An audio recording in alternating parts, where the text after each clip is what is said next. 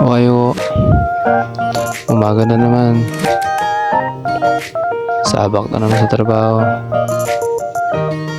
Nag-relax nga lang muna ako dyan. Uminom muna ako ng more matter for my everyday routine.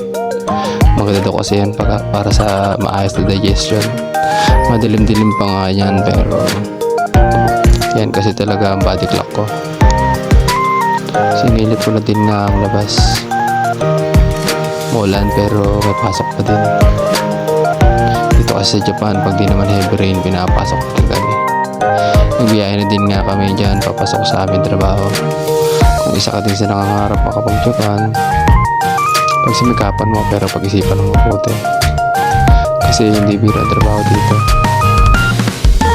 Diyan na may mga senpai ka na mabilis magaling. Pero din naman pa sigaw mag-utos. Lalo na kung di mo sila nauunawaan. Kaya tayo ko lang sa mga nangangarap dyan sa Pinas, mag-aaral kayo na mag-aaral.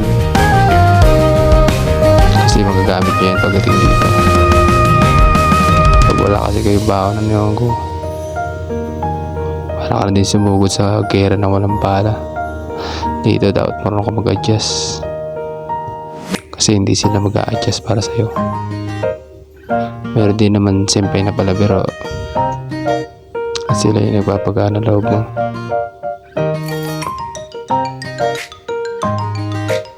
Ang bawi na lang pag nasigawan ka.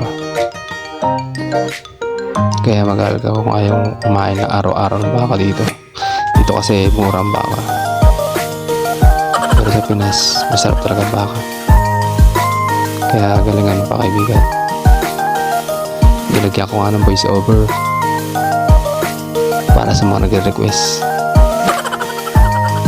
na marinig yung maganda kong boses.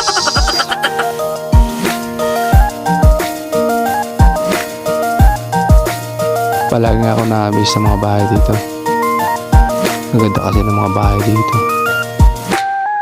Pangarap ko din kasi na magkaroon ng ganitong bahay. Malay mo naman, hindi lang basta pangarap. Malay mo matupad. Wala namang masama ng mga harap kaibigan. Sama mo lang din na sipag at tiyaga. Siya, naglalakad-lakad kami sa katirika ng araw. Ngaya kasi yung senpai namin na hapon. Malilibre daw siya ng juice. O diba, napaka-generous. Sana lahat na lang ganun sila. May kaso hindi. May iba talagang tao.